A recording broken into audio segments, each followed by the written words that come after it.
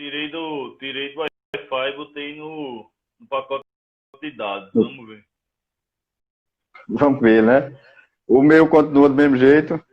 Não, tá bom, tá bem. Deixa eu... Para mim tá super bem.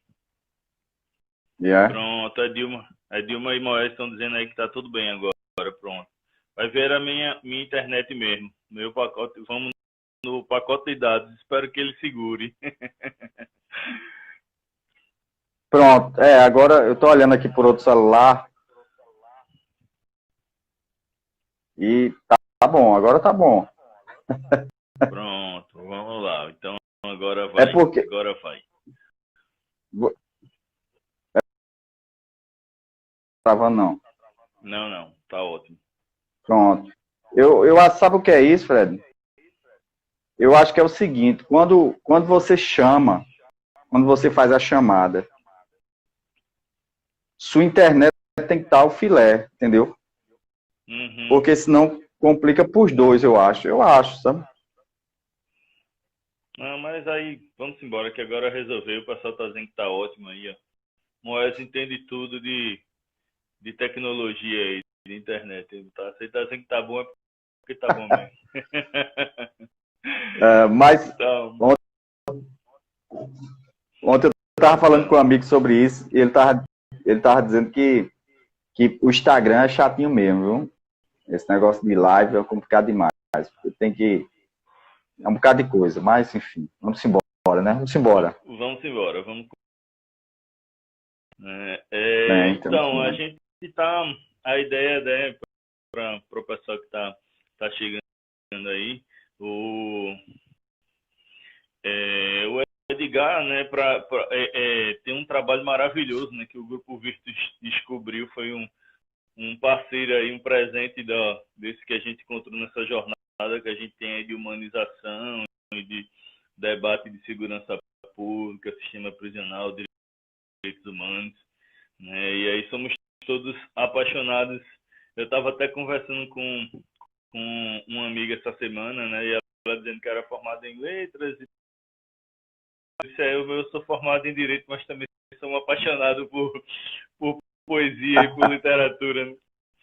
Então aí o Edgar tem um trabalho para o pessoal que está chegando que não conhece, né, o Edgar tem um trabalho lindo aí nos presídios, né, que é a educação, é um educador, né, Edgar, e a educação com base em poesia, em especial, né, a poesia de cordel. Que aí de vez em quando eu estou em casa e eu digo, o pessoal tá meio bad aí com essa pandemia, eu digo, vou mandar a poesia lá do Edgar e mando o link do Virtus com a poesia do Edgar, né? Isso tudo vai passar e aí para passar um pouco de alegria pro coração do pessoal. Mas, Edgar, vamos lá, vamos pro que interessa. Eu queria que tu falasse um pouco aí dessa experiência maravilhosa aí que tu tá tendo para a gente iniciar esse bate-papo. Beleza, vamos embora. Então, vou começar com poesia, para o povo saber quem eu sou. Cultura é meu papel, com educando em cordel, eu me sinto mais feliz. Sou da vida um aprendiz, tendo o bem como missão, e seguindo essa lição, eu aprendo a cada dia para viver de poesia, paz, amor e educação. Então, vou começar com poesia, né, velho? É isso aí. Fred, mas o pessoal que tá entrando e são os seus convidados, eu me chamo Edgar Diniz, mas eu sou formado em História, me formei pela antiga FUNES, que infelizmente encerrou, né, mas sou paraibano também, sou de Patos, na Paraíba, moro aqui já há um tempinho, e foi na faculdade que eu adentrei no contexto de poesia de cordel, já era poeta, já fazia uns versos, mas na faculdade eu entrei nesse contexto de poesia de cordel e comecei a fazer esse trabalho com os professores da própria faculdade, né, os meus amigos amigos que já estavam dando aula. E fiz esse projeto Educando em Cordel, que é esse projeto aqui, Educando em Cordel. E comecei a fazer esse trabalho nas escolas particulares, né? Também, depois de um tempo, saiu esse livro aqui, ó, Educando em Cordel. O ruim do Instagram é que bota ao contrário, né? Educando nas escolas particulares. E no ano de 2018 aí foi que eu recebi esse convite da Secretaria da Educação e comecei a fazer esse trabalho nas unidades prisionais, junto com o grupo da Remissão pela Leitura, né, que é um programa do governo federal e que está em todo o Brasil. Mas aí a minha gerência, que é a Metronorte, resolveu fazer um trabalho com poesia nas unidades prisionais. Aí a gente faz esse trabalho de poesia com os reeducandos, nas produções textuais, mas também entra como reflexão, como subjetividade, como filosofia, né, como protagonismo, como a elevação da autoestima. Tudo isso entra dentro do projeto Educando em Cordel. Então a gente faz um trabalho de poeta, de educador, de psicólogo. Maravilha, né? E aí a gente vai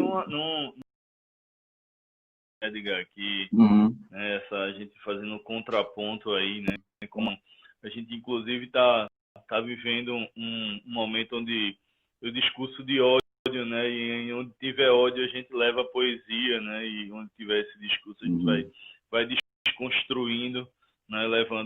Levando poesia e reflexão, né?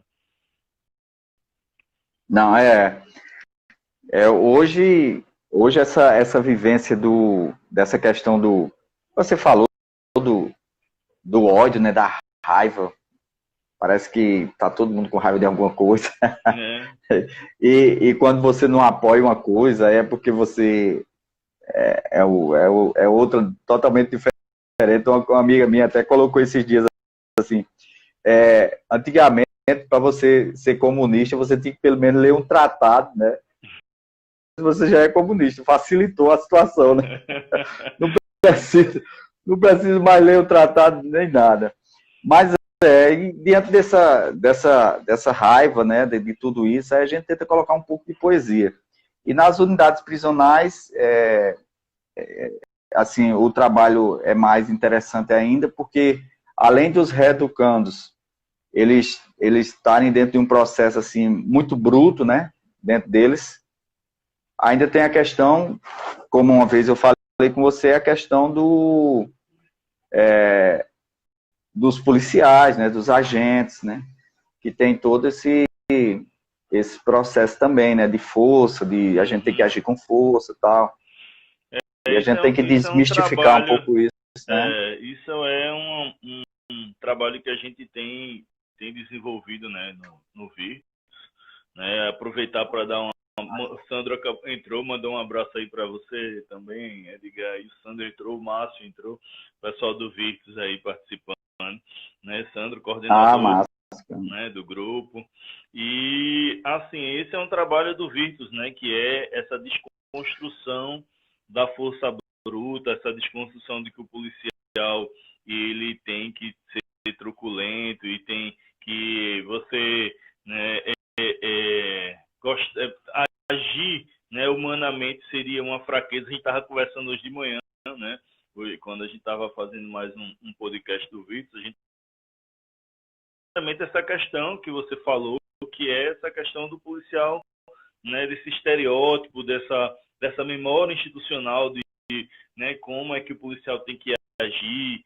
E é impressionante isso, né, porque a gente identifica isso, inclusive, na academia de polícia, né, o policial nem na verdade ele é um aluno, nem é policial ainda, e já chega com aquele estereótipo dentro de como é que o policial age. A sociedade também espera, né, do policial que ele age daquele jeito. E aí a gente tem trabalhado, né, levado essa, né, filosofia, levado essas questões para ir desconstruindo esse imaginário aí da força bruta do policial, né? E que, inclusive, trabalhando a questão das fraquezas, né? Do policial não poder. Ó, já pensou, né? Então, né? Aí a gente tem desconstruído essa ideia, né? Tem desconstruído isso aí, é uma das missões aí do Grupo Virtus e assim, o seu trabalho é um espelho, né, pra gente aí na nossa jornada. Eu tenho, esse meu projeto Educando em Cordel, ele esteve um ano incubado no Porto Social. E lá no Porto Social tinha outros projetos, né, vários projetos, e tinha um projeto de um amigo que chama Só Sendo Pai, o nome do projeto, Só Sendo Pai. Uhum. Identificar ou mudar o conceito de ser pai, né? Então, ele vai quebrando algumas regras que antigamente a gente tinha, né, de ser pai, para outras regras modernas, digamos assim, né? Então, nós trazemos dentro da gente aquela visão do que era ser homem, né? Do que era ser pai, né? Então, tem que desconstruir várias coisas, né? Então, isso não é um trabalho fácil, porque quando eu vou para as unidades prisionais, digamos que 90% dos homens que se encontram lá tem a influência do pai, e isso é muito interessante, né? Porém, o que eu acho muito interessante nisso tudo é que se você for para, por exemplo, o Pajeú, aqui de Pernambuco, né? Pajeú. O Pajeú, ele é muito interessante, porque os poetas do Pajeú, eles não são homens, não sei se a palavra é essa, delicado, no contexto de sensibilidade, né? São homens brutos. São homens rudes, né? Rudes. Só que os cabas têm poesia na veia, né? Na veia. Então fica um pouco assim de um antagonismo, né? Entre o rude e o sensível, né? Então, você vê poetas assim, consegue dizer um verso maravilhoso, né? Então, isso é muito interessante, né? E é isso que eu tento desconstruir nas unidades prisionais. Então, quando eu pego um homem bruto lá, e, por exemplo, eu digo uma poesia, e quando eu digo uma poesia, o zóio do cabo começa a embaçar, né? Como diz, uma sensibilidade, né? Porque ele escutou a poesia, sensibilizou-se com a poesia, porém ainda tem a dureza, né? Do homem. Então, isso é uma desconstrução mesmo. O trabalho com poesia nas unidades é uma desconstrução. E a questão da polícia é outro processo, né? O teu trabalho, inclusive, tem tem frutos, né? O livro, eu acho o título do livro, eu queria que tu falasse um pouco do livro. Eu acho o título do livro incrível, né? Porque isso aí vem um bocado de coisa na minha cabeça. Vem Foucault, vem, né, restrição de liberdade, vem, né, a questão do aprisionamento, né, do corpo, do controle dos corpos e tal, né? E aí quando tu chegas com um livro desse, As Asas da Liberdade, né, nas Asas da Liberdade, quer dizer, eu fiquei naquele dia viajando, que a gente usa, né, quem lê viaja, né? Então quem ele tá lá, ele tá livre quando tá fazendo a poesia. Então eu queria que tu falasse um pouco aí desse teu livro para o pessoal conhecer. Quando a gente faz as oficinas, a gente sempre termina com a produção deles. E é importante sempre que essa produção ela se transforme em algo materializado, que seja um cordel, seja um livro. É da PAI, né? Deixa eu botar mais para cá, cadê? Aqui. Esse é da PAI. Esse aqui é do Presídio Feminino,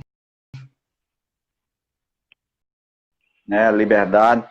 Então a gente termina sempre com a produção em cordel. Aí a gente saiu juntando esses cordéis e transformou nesse livro aqui, né? Nas Asas da Liberdade. E tá o contráriozinho aí, mas dá para ver. Dá pra ver. Né? Dá pra ver. Nas Asas da Liberdade, que é porque as pessoas que estão lá se tornam protagonistas, se tornam escritores, se tornam poetas, né? E o cara já está lá, a autoestima do cara está lá para baixo, né? Está subterrânea. Uhum. Então, quando a gente lança um livro desse, o interessante demais, quando a gente lança esse livro que vai entregar para cada um deles, a gente faz um sarau de poesia, aí eles abrem assim um livro e ficam olhando a poesia deles assim, sabe? Chega que os olhos ficam brilhando, né? E o cara viajando nas asas da liberdade, né? Então, esse momento é um momento ímpar, né? E um momento de grande reflexão deles, né? Como eu fico imaginando nisso tudo, quando eles vão receber a visita, e eles pegam, eu acho que um livro desse assim, só filho, papai tá num livro, né? Vê que coisa linda. Leva para né? casa. Que coisa incrível, né? Né? Isso é grande demais, né? Não, maravilhoso. O Sandro disse que meu áudio tá baixo. Sandro, me dá um retorno aí se melhorou. Não, eu tô escutando bem, viu? Tá bem, né? Tá. Aí, como você falou, Edgar, né? A questão da polícia entra por uma outra vertente, né? E a gente tem trabalhado isso na questão do reconhecimento de... Valeu, Márcio. Márcio aí, mais um representante aí do Verde. Entrou uma prima minha que é educadora lá em João Pessoa, Rossana. Aí o que é que acontece, né? A gente tem trabalhado, né, o seu viés dos direitos humanos e do reconhecimento trabalhar essa questão do mito do herói, porque o que é que acontece, né? A maioria dos policiais, eles não visualizam, não se veem como detentores de direitos humanos, né? E aí eles não não admitem fragilidade, né? Então, a partir do momento que a gente tem, né, trabalhado isso, o Virtus tem trabalhado isso, né, em várias áreas, não só com policiais, como também com o público. Tem um papo de homem, que é justamente conversar essa questão da masculinidade tóxica, né, daquele homem bruto, rude. É uma roda de conversa aqui que a gente está conversando, só que uma roda de homens, né? Bom. Isso é uma parceria que a gente tem com o Instituto Maria da Penha, e por conta para a gente tentar, né, reduzir a questão da violência doméstica e trabalhar isso, mas é uma coisa, um processo de construção. A gente tem uma cultura machista, a gente tem uma cultura violenta, né? E aí você, como o Sandro diz, né, é difícil de você acessar, né? Você percebe quando está trabalhando com um policial, a mesma coisa com um detento, né? Você percebe que você está trabalhando mostrando fácil, não são fáceis de acessar. Não é fácil. Né? Ele vai olhar assim e dizer, se isso é o certo, se isso é o bom, meu pai era um bruto, né, o meu avô, então assim, são pessoas, são imagens que tem de referência, né, que ele vai ter que enfrentar. Então, é assim que a gente vai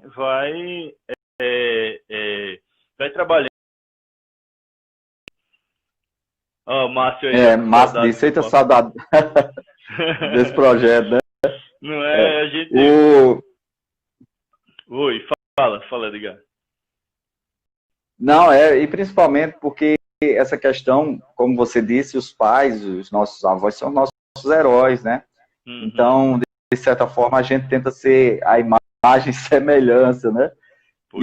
A gente vai trazendo esses erros que a gente tem que desconstruir, porque vivemos em outra sociedade hoje, né? Com coisas totalmente diferentes. Então, fiz uma pergunta assim à noite, né? Os alunos maiores. Aí eu perguntei assim, quem é que tem parente na prisão, né? Aí um rapaz disse assim, eu tenho. Aí eu disse, quem é? Ele disse, meu pai, mas ele foi preso injustamente. Aí eu perguntei assim, sim, mas o que foi que o senhor o que é que seu pai é? Ele disse, não, meu pai é matador. Eita. Aí eu disse, mas como é que teu pai está preso né? Porque o cara não foi. Então, assim, é uma construção que você acha interessante, né? Na hora, assim, mas você faz uma reflexão, né? Então, assim, para ele, o pai dele está preso injustamente, né? Mesmo o pai dele vivendo dessa questão, né? Então, essa desconstrução não é fácil, não, mas dá para ser, né? Pelo menos os filhos, né? Dá, e aí a gente vê muito disso, a gente vê um resultado bem positivo, por exemplo, com a prática de justiça restaurativa, né? A gente vê que a gente tem um retorno quando os homens que participam dos círculos, né, restaurativos, com o cara não cumprir a pena, não, ele vai cumprir a pena, né? Ele tem a lei não vai passar por cima da lei, mas assim, o grande problema é que as pessoas, né, a maioria dos presos, eles vão presos, né, sem entender por quê, né, o motivo da pena, né? Então, assim, quando ele participa disso, ele entende o motivo da pena, né? Então, o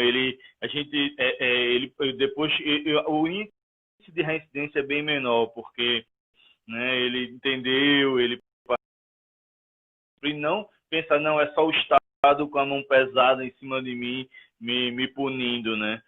Então, assim, a gente tem, inclusive, com violência doméstica, né, essa desconstrução, né, da reincidência, porque o índice de reincidência de violência doméstica é muito grande, né? E aí, quando eles participam dos círculos que entendem, né, normalmente são 10 sessões, eles participam, quando eles participam das 10 sessões, aí você vê que eles entenderam que diminui. Já tem uma mudança. Muda. E aí você vê, né, você fica... tem frutos, né, que você não está perdido, né, não é uma coisa que não tem jeito. Então, a mesma coisa é o teu trabalho. Não deixa de ser uma justiça restaurativa.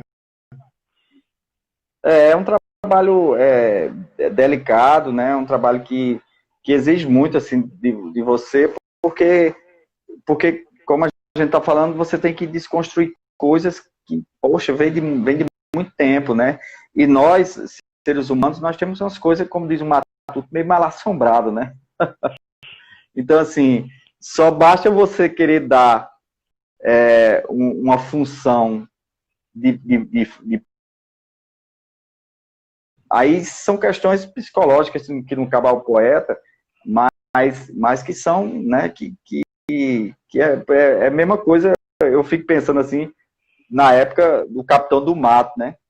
O Capitão do Mato nada mais era do que um negro escravo que recebia uma patente e ia atrás dos irmãos dele, de cor, de raça, tudo, né? Então, a gente, quando pensa no contexto de humanidade, o policial, o agente, nada mais é do que mais um irmão que está num cargo diferente, mas que às vezes usa da força para resolver. Isso é muito complicado. E de certa forma, o poeta está lá tentando fazer um trabalho. É por isso, Fred, que eu tinha falado para você, em outra oportunidade, da gente tentar fazer uma oficina de cordel com esse pessoal que trabalha lá, né? Uhum. Para que quando vá a educação, ou quando vá uma oficina de poesia, de arte, enfim, eles possam visualizar de uma forma diferente, né?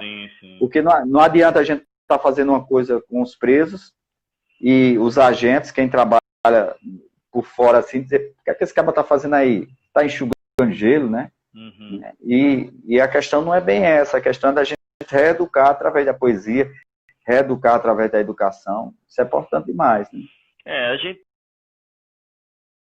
aos presos como dos agentes, dos policiais penais, né? Dos policiais civis, militares, né? Os policiais de forma geral. Uhum. Essa questão do poder, né, que você falou, e do Capitão do Mato, é assim, foi bem assertiva, né? Porque o poder não tem limite, né? Então, o poder quanto mais você tem, mais você quer poder, né? Então, assim, É verdade. ele representa, né? O homem ali, o policial, ele é o Estado, né? Então, o Estado está cedendo a ele um poder que muitas vezes é muito mais do que ele pode mesmo suportar e tende a se exceder, né? Se não tiver muito bem psicologicamente, muito bem, né? Assim, de imediato, né? E aí a gente termina que se depara com esses números desastrosos, essas questões desastrosas que a gente tem acompanhado, né? E a gente vive de fato uma sociedade racista, né? Não tem como discutir, né? E é capitão do mato de verdade, porque na verdade quando você vai para a grande maioria, né, que são os praças e os não delegados, né, como é a classificação, né? Porque são agentes e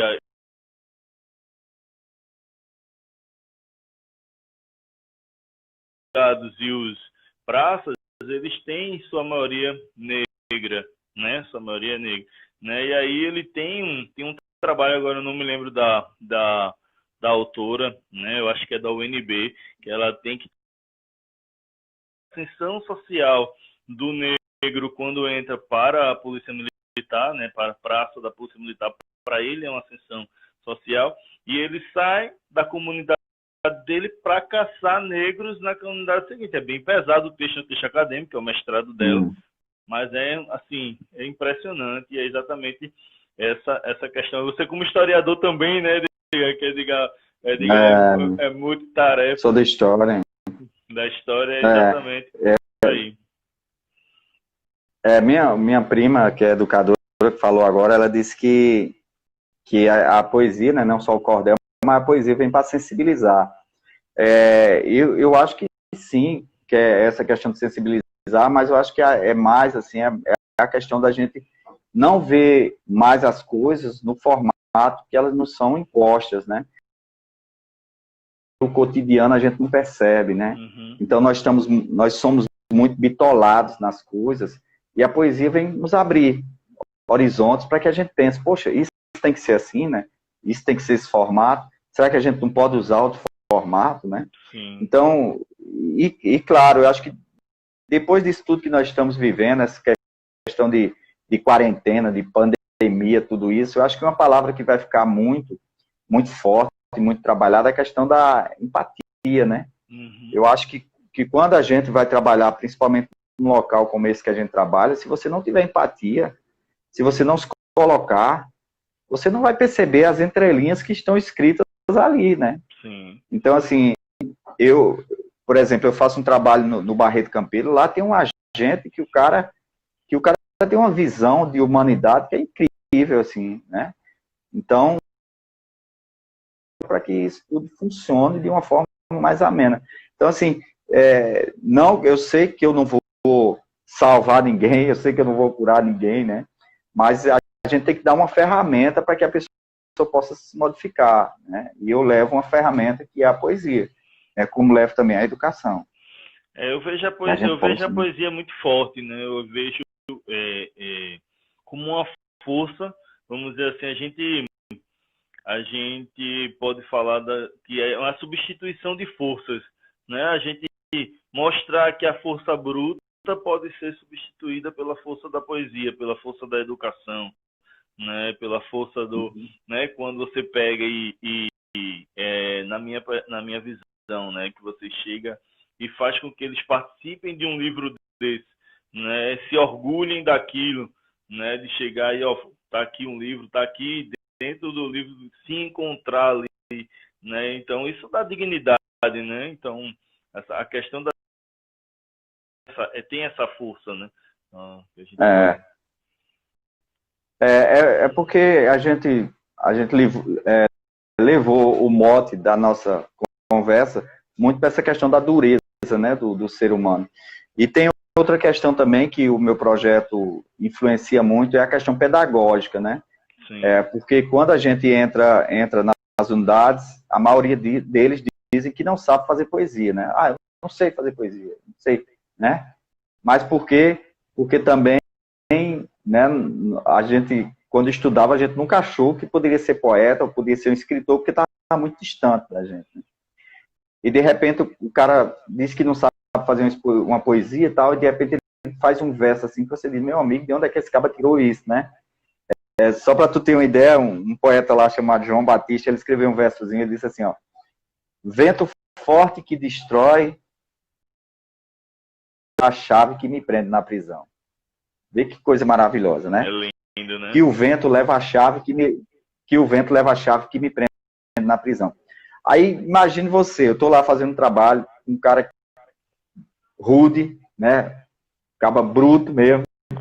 Aí o cara diz, eu não sei fazer poesia. Eu digo, não, rapaz, mas tenta aí, use umas palavras subjetivas, assim como o céu, nuvens, né? Aí o cara fica olhando ali, vai para lá, vai para cá, e no final ele disse assim, que o vento leva a chave que me prende na prisão. Isso é grande demais, né? É grande. Agora, isso, eu não ensino isso. O que é que eu ensino? Eu ensino a regra do cordel. O que é a regra? Como é que divide as sílabas poéticas, onde é que está as rimas, como é que a gente faz essa junção de rimas, né? Métrica, oração, o gênero que ele vai usar. Isso é que eu ensino. Mas quando o cara bota que o vento leva a chave que me prende na prisão, né? Isso aí é dele. Isso aí tá... Que aí ele diz, rapaz, tem algo em mim aqui que eu ainda não sei, né? Eu só conheci um lado, eu só conheci o lobo ruim, não conheci o lobo bom, né? Então só foi alimentado o lobo ruim, né? Vamos alimentar o lobo bom, né? Então tem sim, né? De justamente dar esse gatilhozinho assim, para que eles, poxa, tem uma poesia aqui dentro de mim que saiu, que eu não sei de onde foi. E o interessante de tudo isso, velho, é que, assim, possa ser que eu seja muito otimista em dizer isso, mas é justamente esse verso que, de certa forma, vai fazer ele mudar o contexto filosófico dele mesmo. Sim. Então, foi um verso, né, que ele diz, poxa, rapaz, eu escrevi isso. Isso é... A Ju tá perguntando aqui, deixa eu ler aqui, como é que é a aceitação dos presos em relação à poesia? Conta aí pra gente essa experiência. Quem tá perguntando? É Jurema aqui. Foi quem perguntou? Foi Ju? Foi Jurema Rosa, minha esposa. Ah. tá tietando aí, tá tietando aí no Instagram. Ela tá perguntando aqui pra ti. Massa. Como é que é a aceitação dos presos em relação à poesia? Quando tu chega lá pela primeira vez, né? Pronto, aí quando eu chego lá, é justamente o que eu disse, assim, eles dizem assim, eu não sei fazer poesia, né, porque a poesia sempre esteve muito distante deles. Aí o que é que eu levo para eles? Eu levo o poeta popular, porque o poeta popular é aquele repentista que não sabia nem escrever, o professor de Zé Cardoso, que Sebastião Dias chamou ele de analfabeto, né? Uhum. Aí Sebastião Dias chamou Zé Cardoso de analfabeto, aí Zé Cardoso disse assim, aprendi a cantar sem professor, com a graça de Deus eu sou completo. Você vem me chamar de analfabeto exibindo o diploma de doutor. No congresso que eu for competidor, eu vou dar em você 10-0. Bastião, vou ser muito sincero. Se eu deixar de cantar, não sou feliz. Ser poeta eu sou porque Deus quis. Ser doutor eu não sou porque eu não quero. Isso é grande demais, né? É muito bom, é muito bom. Então, pronto. Aí quando eu digo um verso desse, aí quem foi que escreveu isso? Zé Cardoso, um poeta que é quase analfabeto, né? Muitos, assim, por exemplo, tem um poeta chamado Leonardo Bastião, que é analfabeto. Leonardo Bastião é analfabeto mesmo. E tem uns cabas que estavam filmando ele no sítio onde ele mora. Caba simples, mora no sítio assim. Aí o cara filmando ele entrou na cozinha de casa e ele sai dizendo verso, assim, sabe? É interessante demais. Depois, quem quiser assistir os documentários no YouTube, tem muito vídeo de Leonardo Bastião. Aí ele vai entrando no sítio assim, aí uma vez ele entrou, tinha a cozinha assim, a cozinha tinha um fogão de lenha. Aí ele disse assim, eu vivo aqui sozinho no rancho da solidão. Não tenho quem faça comida. E eu fico olhando o fogão, vendo as manchas do passado da mesma cor do carvão. É mesmo, né? Vendo as manchas do passado da mesma cor do carvão. E quando passa a ilusão, parece que o tempo avoa. A velhice abre ferida no coração da pessoa. E quanto mais a gente pensa, fica pior que a magoa. Vê que grandeza, né?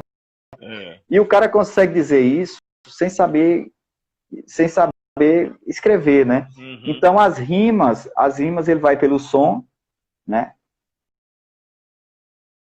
Ele faz pela prática, né? Uhum. Que o verso dele é todo metrificadozinho. Então ele vai pela prática mesmo, do que ele escuta e do que ele fala, né?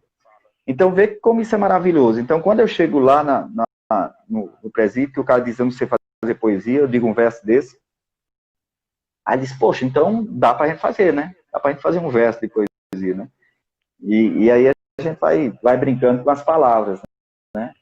Ô, Edgar, aí eu tava vendo sou aqui de São José do Egito, ó. Minha comadre, aí eu disse, lembra que eu te perguntei daquela vez que eu disse, Edgar, tu és de São José do Egito? Não foi? Eu digo que lá respira poesia, pronto. Aí a minha comadre aí pra confirmar aí lá de São José, terra maravilhosa lá da poesia. Nuber, eu tenho grandes amigos lá em São José, ali é grande demais, né? Ali todo mundo diz poesia. Eu acho que em São José do Egito, Núbia, que mora lá, que é de lá, né? Ela devia fazer um estudo de quantas pessoas são assassinadas em São José por ano. Porque tem tanta poesia lá que eu acho que os cabas não fazem muito crime, não, porque só vivenciam poesia, rapaz. Tem que fazer um estudo lá. Viu? É bom, São José é terra muito boa, terra da poesia, né? E tanto que foi a primeira coisa que eu te perguntei, lembra que eu disse, né, o Edgar, tu és de São José do Egito, não foi?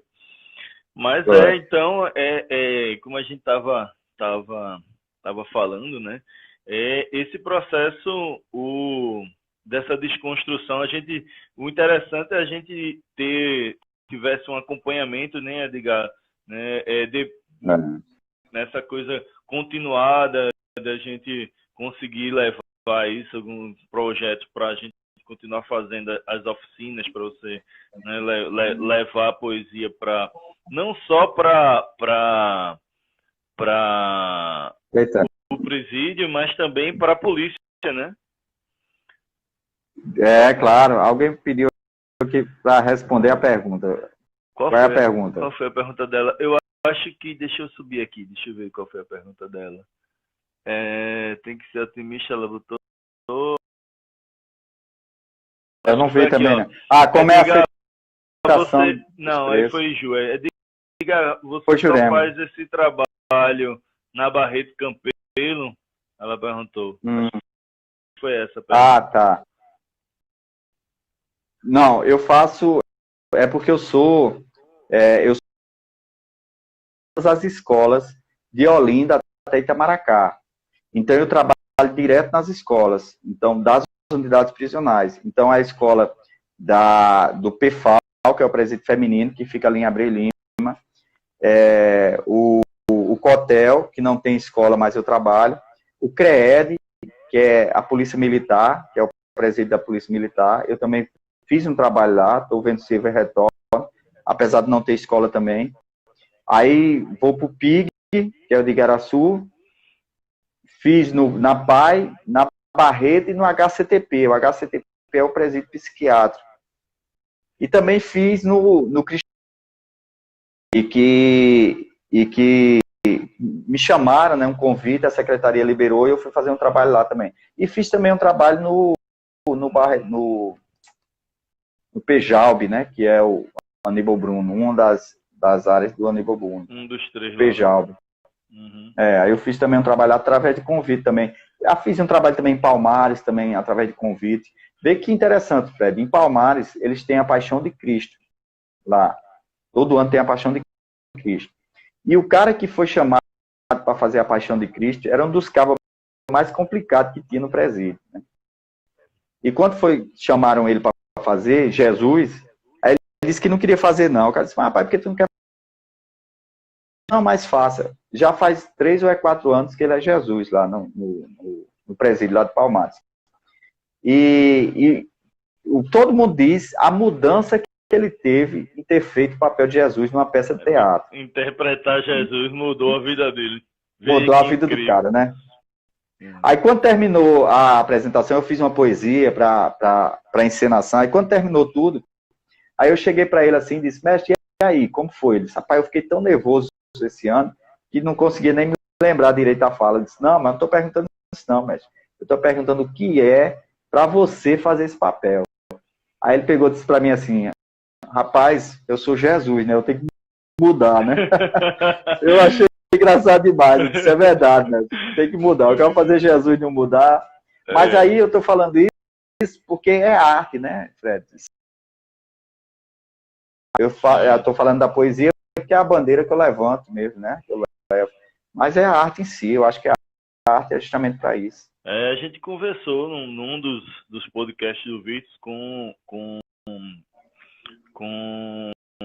o Jurandir, que ele leva teatro, né? Ele trabalha com assistência social em São Paulo, nos presídios de São Paulo, e aí ele trabalha com teatro, né, nos presídios, e também tem uma resposta muito positiva, muito interessante.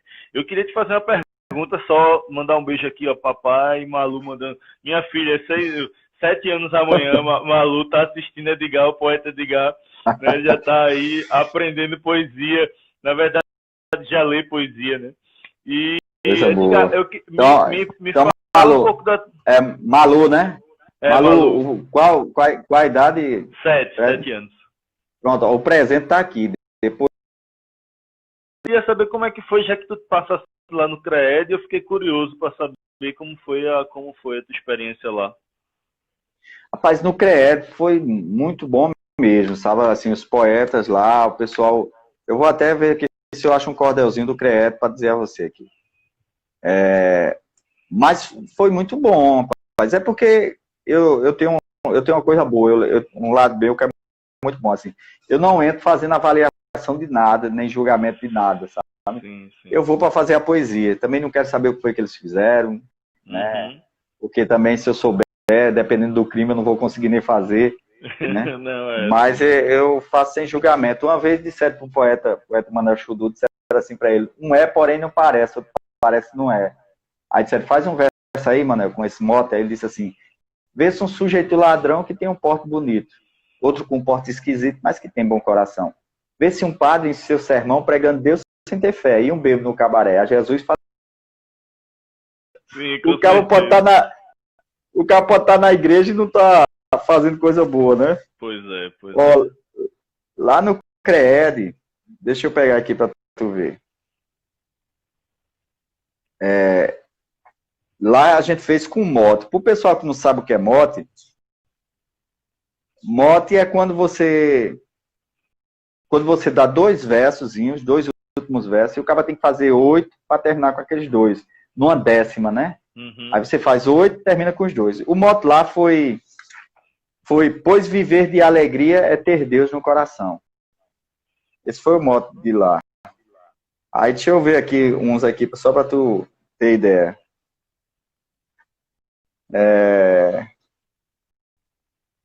Onde está a liberdade, se não no interior?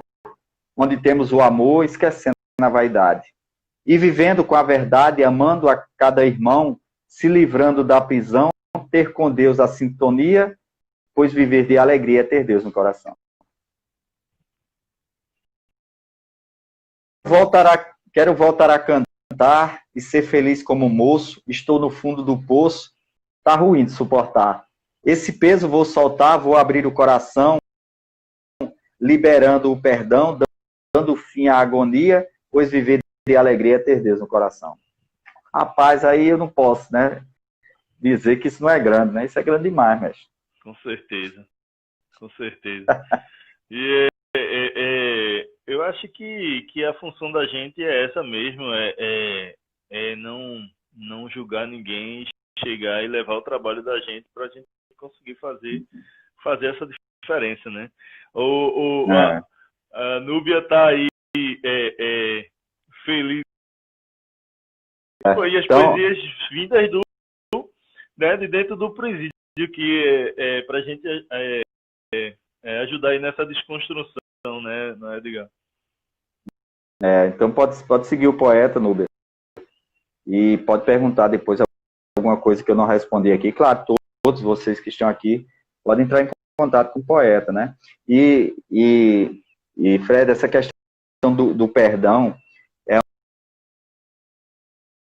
de liberdade, eles falam muito de saudade, né?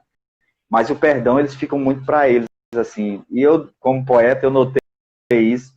Ah, disse, rapaz, eu vou fazer uma poesia sobre perdão. Aí eu fiz uma poesia e eu levo essa poesia para lá e eu peço para que cada um veja uma estrofe e diga qual a estrofe que tocou eles, né?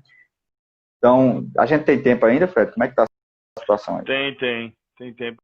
Eu não me lembro, não aparece para mim aqui a contagem, mas a gente começou bem depois das 8 horas, acho que é umas 8h20. Se vejam nessa poesia também, para ver qual é o perdão que falta.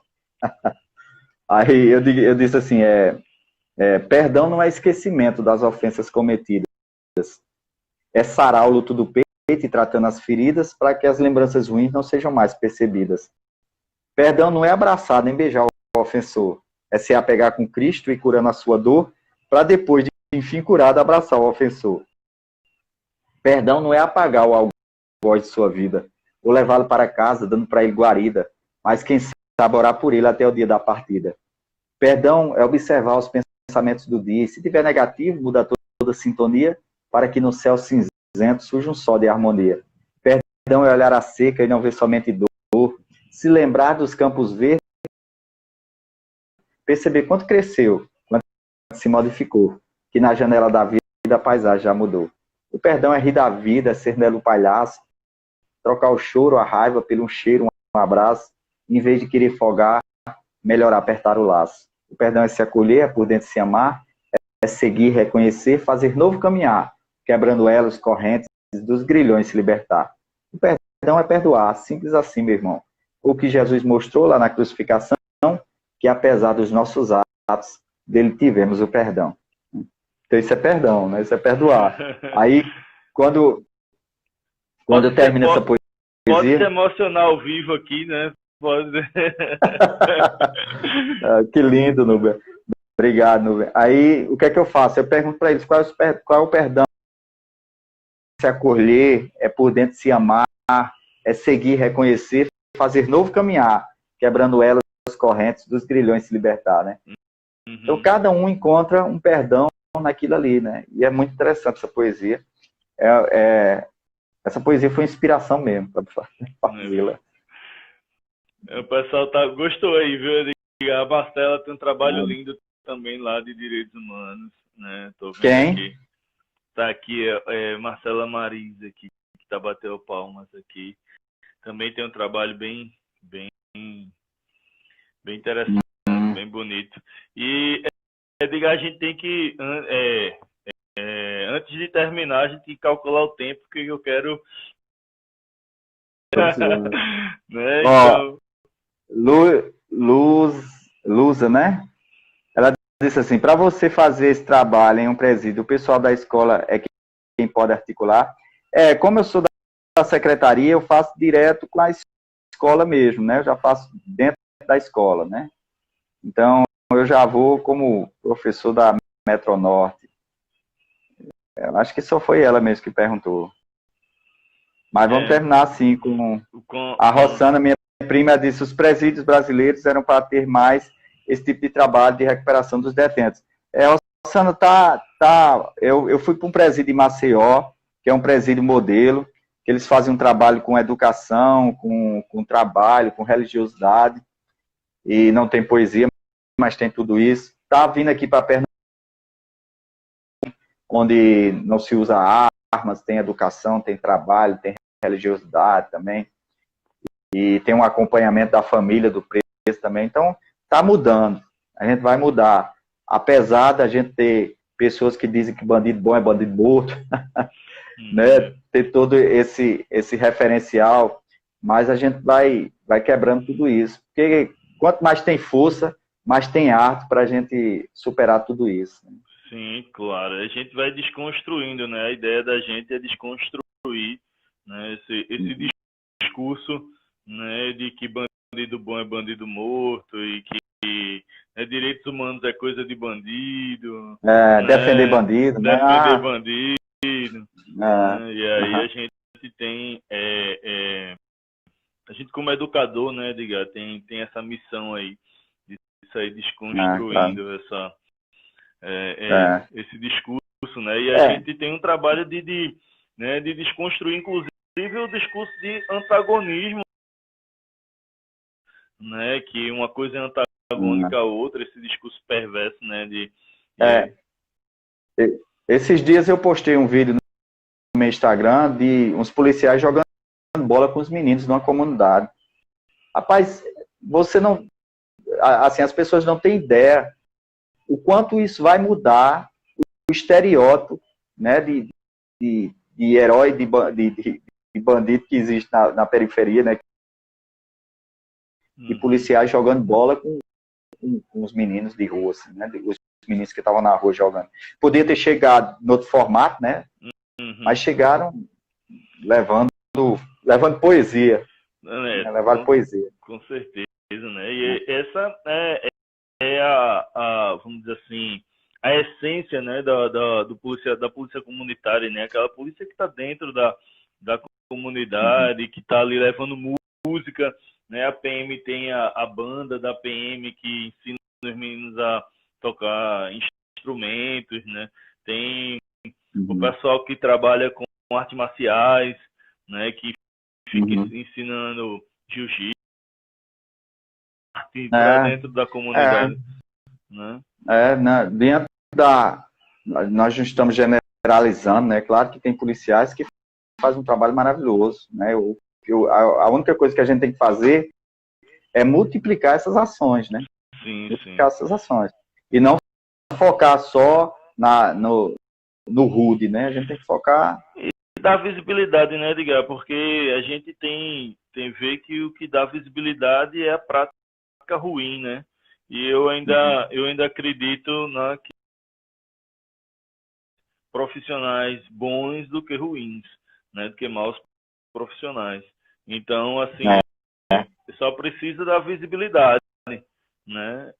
Para ir, claro, multiplicar, né? Multiplicar as boas ações, apoio, né? Mudar a cabeça de quem está na gestão, né? Para que dê oportunidade para esse tipo de trabalho, né? Como o teu trabalho, como o nosso trabalho. Não, claro, Não, então, já que a gente tá... pode dizer, Fred. Desculpa. Só como exemplo, né? A gente conversou com um psicólogo, né, da polícia, e aí a grande evolução, né, do trabalho dele, né, foi com relação ao trabalho do psicólogo, do reconhecimento do dependente químico como um doente, não como um entre aspas, né, um safado, um vagabundo, né? Então, só o fato dele, né, de ser ouvido desse trabalho, né, dessa humanização, né, é a mesma coisa, o reconhecimento do teu trabalho de levar poesia, por exemplo, a gente ser recebido na polícia, por exemplo, para fazer uma discussão.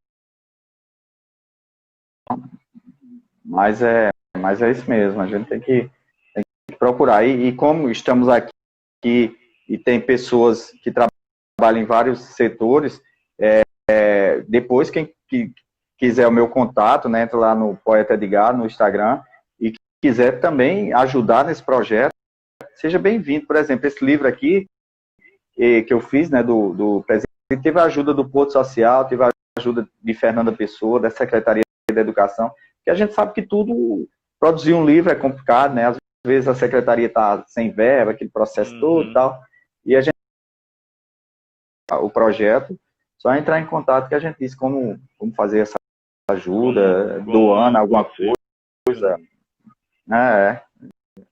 tudo pode quando a gente quer, né?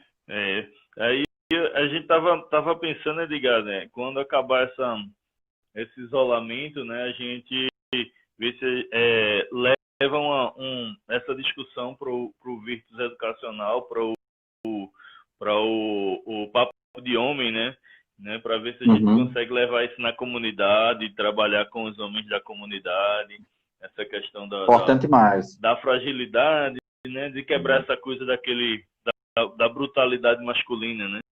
E aí discutir. E muito massa você levar isso e depois vamos deixar fluir. Acho que é importante demais. Beleza, mas. Edgar, eu acho que tá no tempo, né? Eu acho que tá chegando o tempo, eu não marquei, ficou naquela agonia de cai e volta. Eu terminei, não marquei, né?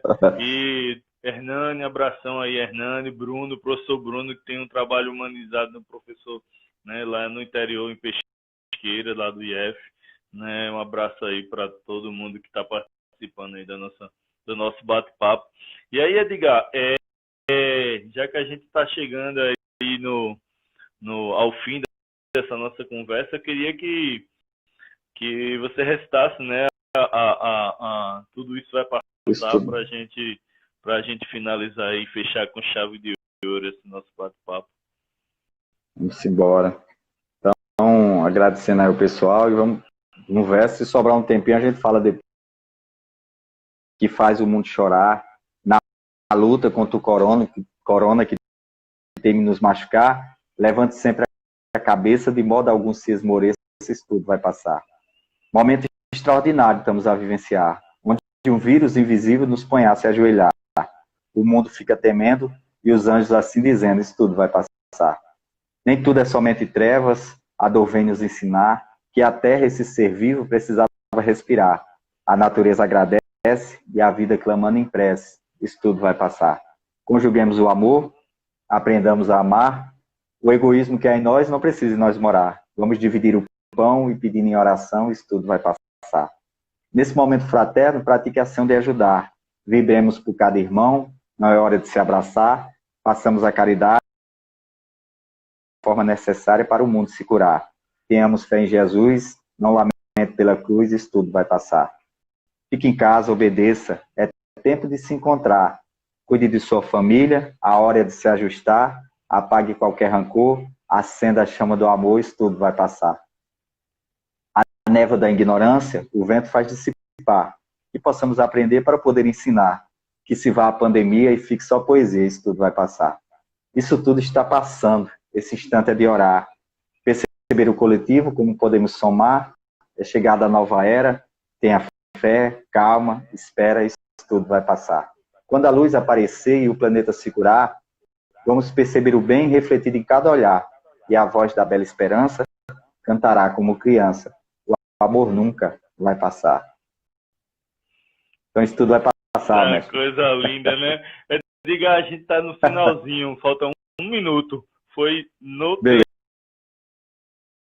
né? Eu queria aqui dizer que eu sou fã do seu trabalho, né? Quero que a gente, que isso renda frutos, que a gente possa trabalhar junto, né? Esse projeto com o Virtus e, né, expandir, né, isso para a polícia, para o presídio, para a comunidade. Né? Eu queria agradecer a todo mundo que participou, né? E um forte abraço. E pedir para o pessoal seguir o poeta, né? Seguir o poeta, sigam o poeta, vamos lá, né? Vamos trabalhar, vamos nos ajudar. Sigam o Grupo Virtus, né? O Virtus está